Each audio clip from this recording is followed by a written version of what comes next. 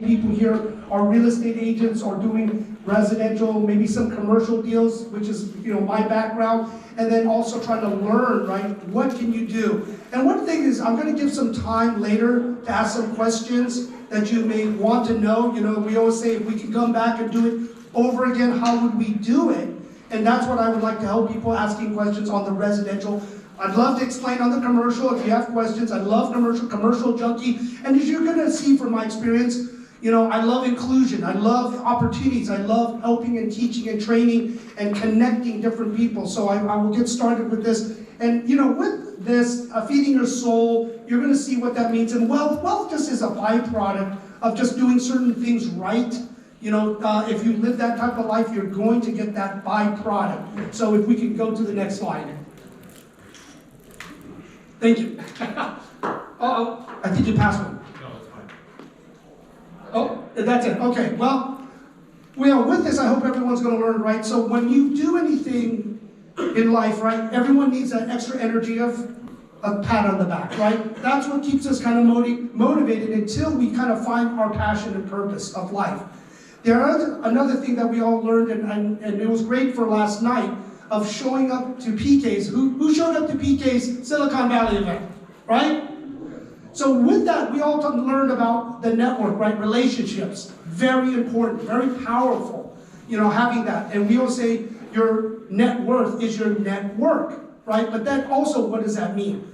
Having a lot of friends, having a lot of people, does that make your net worth more, right? Just by having all these different groups of people. But ultimately, from this story and journey, what I want to teach and tell people, take what you may from the experience, is happiness. And what does that mean? And how does that actually free you, to live a good life?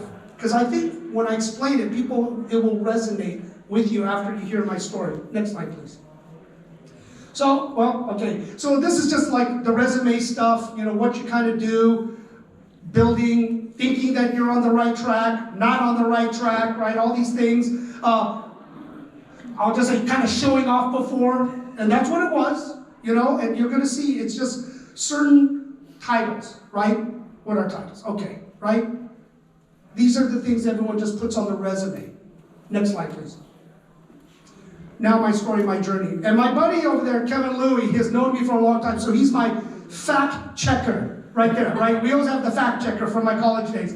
But it is important, when you see with Asians, what do they want to be when they grow up? And I hate to be stereotypical. You're going to be an engineer, you're going to be a doctor, maybe a lawyer. I think when we grew up in the 80s, parents didn't understand lawyers too much, but they did understand engineers and doctors, so that's what you're going to be. And probably other immigrant families, right? That's what they knew. They didn't understand lawyers at all. But instead, I went into finance with Dean Winter, whoever watched, what is that? Pursuit of Happiness. I love that. I'm like, oh, this is great, Dean Winter, right? Make some money, do this, trade stocks and everything else. So, that's the path I took. Learning that path, getting your Series 7, learning that business, very high intense business. Work, go. I'd say like this, everyone knows me, I love to drink coffee all the time. But before, I used to drink my whiskey and scotch all the time too at night. So pretty tough, right? But you can only do it when you're younger. That you can drink coffee all day and drink all night, right? But that was kind of the lifestyle that I learned in addition to working hard days, prospecting, building relationships, doing analysis, looking at portfolios for people. That's what you had to do. And then it merged to Morgan Stanley, where I moved into portfolio management for some of their services that they had, helping them, before I started into private equity. Now this is where I kind of got into the real estate world. And I fell into it by accident. So when people say, how do you get into real estate? Accident. But sometimes those are the best ways, right? For those out there, listening, sometimes some people got into real estate by accident. So when I went into private equity, I worked under the largest TIC syndicator, tenant in common, for those that are a little more old school. Right? I see some nodding. And we know what happened with the tenant in common back in the 90s, right? After a while, looked great, everyone was building these tenant in commons, and then, not such a good thing happened later, but by building tenant in commons, I would call, build, develop with brokerage firms, right? Who are we buying the real estate from? And it was from Marcus and Millichap. So I cut my teeth at Marcus, having a finance background, learning to really cold call, build relationships, develop, it was really important. So from there, moving to a commercial real estate firm, I'll tell you from those that had a Series 7 to just being a real estate agent, I said, man, this is the Wild West. You can do anything you want here, right? Because very different. It's hyper-regulated on one industry, where it wasn't as regulated as much, doing real estate. So I really enjoyed kind of putting deals, being creative. So much so, I started buying and building and putting things together, earning my dues, just building and building. Next slide, please. But I'll tell you this. You see this? Many of us may feel that way sometimes because, especially in the commercial field, but yes, you know what? It was tough. Sometimes I had to say, I think we got a problem or a misunderstanding. Maybe we should talk outside. Because it's just nonsense, right? So you have to stand up for yourself and not be abused or not get pushed around, right? It is a tough industry in finance and Wall Street, but in addition to commercial real estate and real estate in general, right? Everyone tries to push and bully, maneuver and everything else, and especially certain firms, and you'll see why, something that drives me with passion. I had to do this pretty often, and I hate to do this, right? I love to just inspire, to help, to work with people, than to do this. But sometimes that's what happens. Next slide. I kept building and buying maybe about 300 units at one time, build a good commercial brokerage firm. I think when I was 36, I was done, retired. I had enough cash flow. I had enough building, enough equity. My team was working. I had over 180 commercial brokers doing about $2 billion, just shy of $2 billion in sales annually. So it was a good firm. It was a good time, and I had a lot of freedom to do other things and give back, help out, volunteer, whatever I felt like I wanted to do for about a decade. I had free time, so not too bad. But what happened then in 2009, for those that lived there, next slide. Yeah, that's me. For those that have been through different cycles, who knows, we may be going through another cycle right now, right? 2009, we're feeling some funkiness, right? Things that happened, those that went through the COVID time, but COVID actually helped us, right? Everyone wanted to be away from the dense cities and they were buying everything. Interest rates were low. But during the 2009, right, with the easy money, free money, basically, some people called it, you just needed a pulse. Your dog could buy a building, right? So that's what happened. People started over-leveraging buying, but this is what happened. The more you had, the more you lost. And this is where I felt lonely by myself. Partners bailed on me. They sandbagged. They wouldn't help me out. They felt like, you know what, we're not going to make it, so everyone for themselves, everyone saves themselves. We've all been there, right? When things go bad, you got to work as a team is something I've always believed in. It's easier, but sometimes everyone grabs a life vest, and if you didn't get one, well, that's too bad. So during this time, I had so much, but then, I would say Kevin over there, he's the one that helped me out, and a couple of other good friends, building the relationships and friendships. But I'll just tell you, it was bad. I mean, I literally thought, and those that are in ARIA, they know, a nuclear bomb that would hit me, a 10.0 earthquake to just take me out, or I didn't want to hurt other people, so I said, if I just died of a heart attack, that would be much better. Because basically, whatever I built, working before the 14, 16-hour days, gone. All gone. And how many sometimes have the will to start over again? When you had it all, to have nothing again, right? And that's kind of the hard mental game that many people have to suffer and go through. It's that mental challenge, that internal strength that you need, but a lot of times that internal network, right? The support that you need around you. And because of this, I said, you know what? I had enough, and now I have nothing. Looked in the mirror, really didn't like it, because I wasn't, I would say, living for others, living for a bigger purpose. I was living for myself, drinking, splurging, showing off, doing a lot of things that I wish I would have just saved some of my money back then. But hey, we all go through a learning curve and a process, right? And there's no right or wrong. It's just want to share some of the experiences, because right now we could be going through that again, just to let everyone know, right? Kind of live lean, right? Be more efficient right now, because you just never know, because things can be taken away from you. But because of this, next slide please. You know, I found opportunities because I said, you know what? I want to help others. I want to find my passion. I want to do something to help others. And what is it, right? What is it bigger than myself? So a lot of times then, I started to look around. Next slide. I had maybe 3 slides like this. I was a little crazy because I really wanted to find my passion. The time I used to put into work, I volunteered just as much. I went all over looking for that reason to, in a way, live. What can I give? How can I help? Where do I help each other? What can I do, right? And one of the things that I learned through all this, and there's probably 2 or 3 other pages, is, you know, take your time to find the right purpose and build with it. But when you're involved, and this is what I did with organizations as I narrowed it down, and this is how you start your network the right way. You know, don't join because who's in there, because if you don't have a passion for it, they're gonna see right through it. And actually that's worse, because then they see that you're not true, you're not authentic, you're not genuine. They're not gonna do business with you anyway. They're not gonna open their Rolodex for you.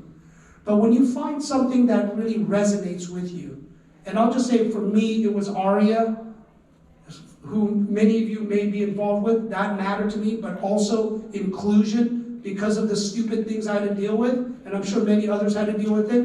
You know, women groups, right, commercial real estate women, I used to be on there for 5 years at the local and national level to do and help people learn commercial real estate in other groups, and I'm still doing it, because I did promise if I ever got through the hard times, I would give back and help out. I would do a lot more, right, because it's not about what you make, it's what you can give, what you can help, how you can inspire and work and help another person. So through this, you know, volunteering, getting involved, finding your true passion, which is commercial real estate for me, and inclusion of all, trying to teach what I've learned, help other people get into this business, build wealth so they can give back, was very important. Next slide. So this is my takeaway from a lot of this. The organization is only as good as the people there you like. Think about that. What does that mean? If you join an organization because you know it has a lot of bells and whistles, it looks pretty, but you hate the people there, how long do you think you're going to last? How long do you think you're going to be committed? But let's say if you're with a smaller group, even you're building up, you're kind of scrappy about it, but it's all your friends, right? It's all your buddies. It's all the people you trust and care about and want to build with. It's going to work. It's going to work. And that's what the fun part about it is. When you join different organizations, make sure before you like the people, because that's going to get you through the hard times, the frustrating times, the difficult times in any organization and in any company. And I'll tell you, when you join, the job you can't always choose. But when you volunteer, you can. And when you do volunteer, make sure you do like the people. And also, what I put up there is be active. You know, take a committee position. This is how you get noticed, and this is how you increase your skill sets.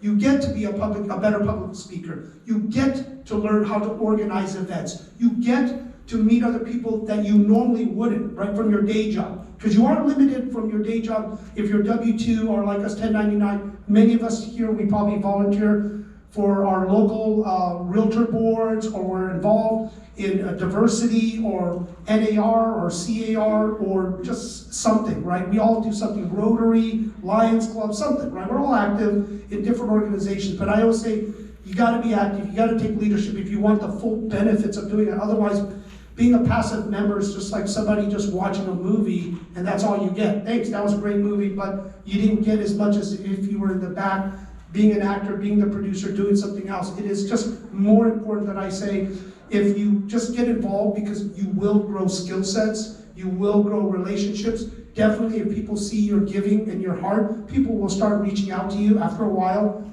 to let you know that, hey, you know, you're doing a great job, here's another opportunity. And I will tie this together because by volunteering and giving back and helping out, this is where I landed up being president of a publicly traded company. I wouldn't have got to know them with this company. I was just in the commercial world. I didn't know the residential, given this opportunity to scale a global commercial real estate company and all the ancillary services. I mean, that's a big deal, and I'm very proud for the opportunity for it. And they're also giving back and helping others, right, with that. And that was one of my promises. If I dug myself out in 2009, it was terrible. I mean, trying to do it all over again. Next slide. So with this, everything is through leadership is different, right? Everyone leads, and I like to lead as a servant leader. I like to lead not by titles, because when you volunteer too, this is the best. We all have titles when you volunteer. How do you get them to do something that they normally won't do? You have to influence, you got to motivate, you got to support, you got to be a friend, you got to be there. That's how you do it. And if you do this, I'll tell you this, in the corporate world too, it's good. But the good thing is too, we have drama in nonprofit, right? No drama, right? No, but that's one of the most important things, right? To be in this position that I had, and many others. The hardest thing is dealing with people, motivating, running, organizing people. And the worst too, I'll tell you this, is really hard. Firing friends, having that hard discussion with friends. This is what you're going to learn through nonprofits, not at work, where people are afraid to speak their mind, people are afraid to do things for retaliation and everything else. But by working at nonprofits, I'll say this is the best thing. By taking leadership, moving up the ranks, you learn how to maneuver. And it's almost like playing a simulation stock or playing around with blackjack or poker, right? With no money, that it doesn't cost you anything. You learn those skills. And those skills are out of everything besides public speaking and presentation.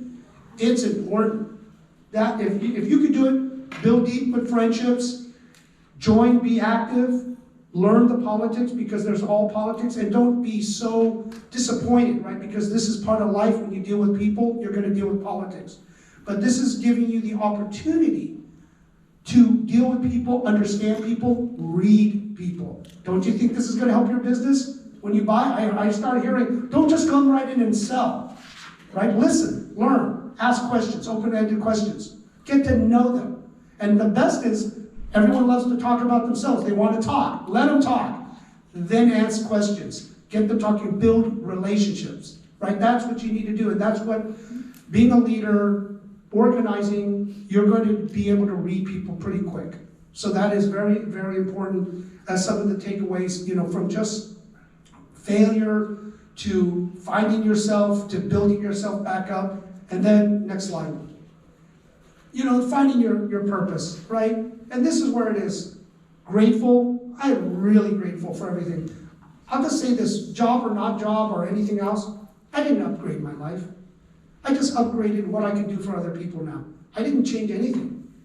I stayed the same. People are like, well, why are you not buying the bigger car? Or why didn't you do? No, it didn't matter. Because there is a certain point when you are happy with yourself and you're good with yourself. It doesn't matter, and I understand, you want to drive up when you have these meetings in the nice car or good enough car. And I'll tell you, we all know this too. The richest person usually has the worst car. That's how you know who's the richest person. They drive the worst car because they don't care. The rest of it is in real estate assets or in the stock market or something. So that's the funny thing. It's that confidence inside of you, right? But we all understand, right? Good enough, investing in it. One of our junior brokers before, this is great. I'm really proud of him. And you probably know Ian, right? Kevin. So Ian and my old partner, he made money. He was our rookie of the year. He did 215 gross, kept most of it, kept buying buildings. And I remember that what he did was he learned, he listened. We said, look, if you got to buy a car, you got to upgrade your life. Just get it good enough, buy real estate. He took that advice. He and my partner, I think, are worth $50 million. Yeah. Just by holding back gratitude, because I remember he told me, who's his now wife, walking back home, she saw the car, and they went to the fourplex. That was one of the first things he bought. And he goes, no, this is the car, I own that building. So what is more impressive, right? He's building wealth, he's smart about it. So, a lot of times, just being grateful, following that path, it does free you. I'll tell you, and through this, to be honest, I don't care what people think, say, as long as you feel good about yourself and the friends around you. Because the people who say things that are not your friend, who cares what they say? And they're going to say a lot. Just trust me. Your friends will tell you the truth, but they tell you in a respectful way. People who don't care, they're going to say the most, you know what, about you. Because whether they're jealous, and then all of a sudden, I love it when you get back on top or something good happens, you're their best friend again. But just watch out. Because that's with life, right? Building that network, that friendship, those relationships, being grateful, being humble, being happy makes you go such a long way. And then you'll see, and I do believe in karma and goodwill, when you do this, good things do come, right? When you have the right mindset, the right attitude. And we always talk about attitude. You got to have the right attitude. With the right attitude, a lot of good things happen. I do believe you attract those that want to be with the same attitude. We always say, bright birds of a feather, people that bring each other down, right? They keep, misery loves company. Oh, this is bad. Oh, this, whatever reason, why you can't do a deal, why you shouldn't call, why they want to pull you down.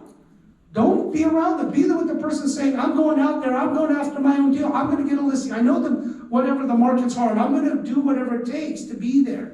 That's what matters, right? Surround yourself by that different company. But when you do this, go deep with few people. Surround yourself, build genuine relationships.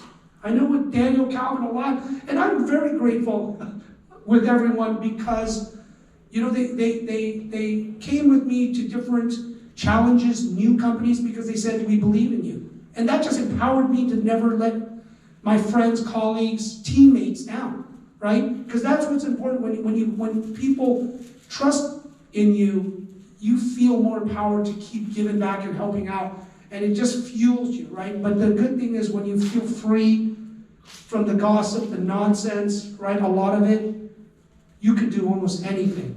You can put your mind to it, surround yourself by the right people, giving back, finding that higher purpose. You're going to find out how surprisingly that good things are just going to happen to you. But you know what the funny thing is too? You won't care. You're just not going to care because you're in a good place.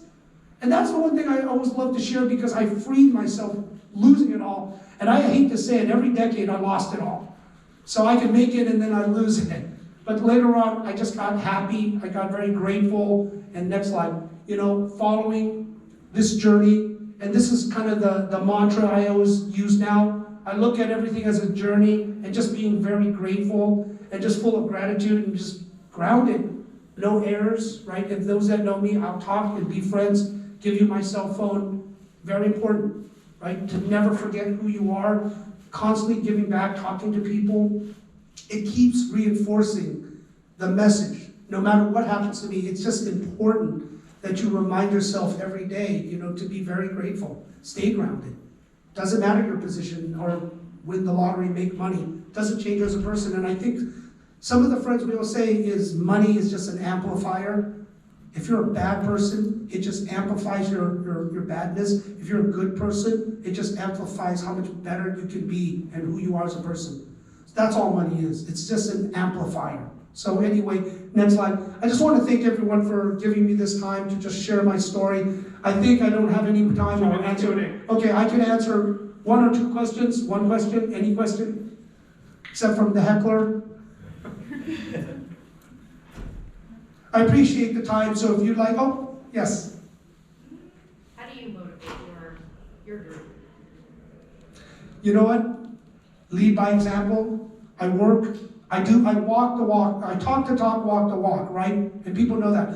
I do delegate, but I also work as hard. You know, I am truthful, transparent. I'm tired today, everyone. I'm burnt out. I'm beat up. I'm sorry. I can't do it. And I always encourage. And one of the things that I do for the team, I always like to give recognition. I don't take people's recognition. I always give it. And the thing is, I take the bullets for the team. And I believe with leadership and a lot of others, if they see it and understand what you're doing, you can kind of see who are good leaders. And it's very obvious. Those that keep taking other people's credit, hogging it, stealing it, beware, stay away. Give credit. Leaders take the bullet. Leaders take the page. That's the leader. And then the rest is just being transparent and honest. We all have bad days. We're all tired. If you tell them, they got your back. If you build the right system and culture and they trust you, they will say, you know what, you're tired? I got your back. Take a rest. That's the team you want to be with. So that's the thing, is just holding everyone accountable and being transparent and honest. Done? Okay. Oh, one last one. After your biggest failure, what's your first thought and your first action step? Well, right away I started drinking a lot. Yeah. So no, but that's what happened, right? When I just go, oh my gosh, when all the creditors called me, they were going to turn off our cell phone, our phones, all this stuff. It just hit all at once. So I did drink a lot until I kind of got clarity, saying, drinking is not going to solve the problem. And this is what I did, day by day, day by day. I said, I'm going to make it 24 hours. I'm going to make it 24 hours. I'm going to make it 24 hours. Then it became a week. Then it became a month. Then it became a year. And then in 2012 of summer, that's when I started coming out where things got normal. I mean, you could see, I remember it to the minute because of just the amount of, unfortunately, pain and suffering and working through it. It just seared it into my mind. But I did say, day by day, day by day. And if you think about that, instead of week by week, month by month, year by year, it's daunting, day by day. So whatever anyone's going through, always never feel like you're alone, and always think you can go through everything day by day. Thank you so much.